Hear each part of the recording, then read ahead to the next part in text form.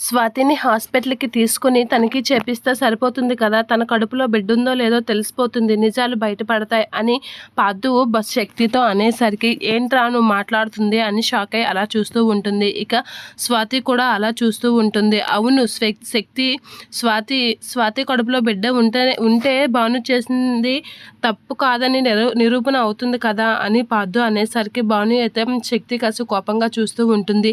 నీ భార్య నా మీద తప్పు తోయడానికి ఇదంతా చేస్తే నువ్వు నీ భార్యకి సపోర్ట్ చేస్తున్నావా అసలు అని చెప్పేసి శక్తి అయితే అంటూ ఉంటుంది. ఇక భాను అయితే ఏంటి ఇవిడ ఏం మాట్లాడాలనుకుంటుంది అనేది చూస్తూ ఉంటుంది. నీ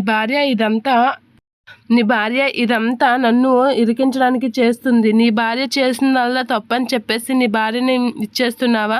అయితే ఇప్పుడే చెప్తున్నానని చూడు. ఇప్పుడు హాస్పిటల్కి వెళ్ళి తనిఖీ చేస్తే ఆ కడుపులో ఏం లేదని తెలిస్తే అప్పుడు ఏం చేస్తావు అని చెప్పేసి అంటూ ఉంటాడు శక్తి. పార్థు అయితే అలా చూస్తూ ఉంటాడు.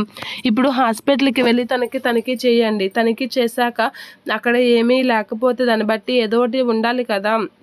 ఒకవేళ తన కడుపులో బిడ్డ ఉంటే మీరు నన్ను ఇంట్లో నుంచి గెంటేయండి. మీరు ఎటువంటి శిక్ష వేసినా నేను భరిస్తాను. ఎందుకంటే తప్పు నా వైపు ఉంది కాబట్టి. కానీ అదే టైంలో తన కడుపులో బిడ్డ లేదని తెలిస్తే భానుని ఇంట్లో నుంచి బయటికి పంపించేస్తావా?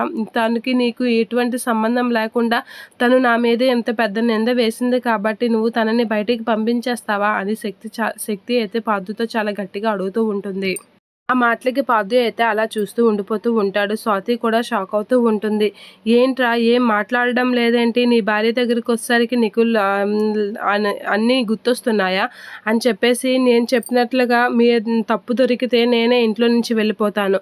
అదే నీ భార్య వల్ల తప్పు తెలిస్తే మాత్రం నీ భార్యని బయటికి గెంటేస్తావా అని చెప్పేసి అడిగేసరికి పార్థు అయితే అలా చూస్తూ ఉంటాడు. ఇక శక్తి అయితే పార్థు నుంచి ఆ మాట ఎప్పుడొస్తుందా అని అయితే అలా ఎదురు చూస్తూ ఉంటుంది.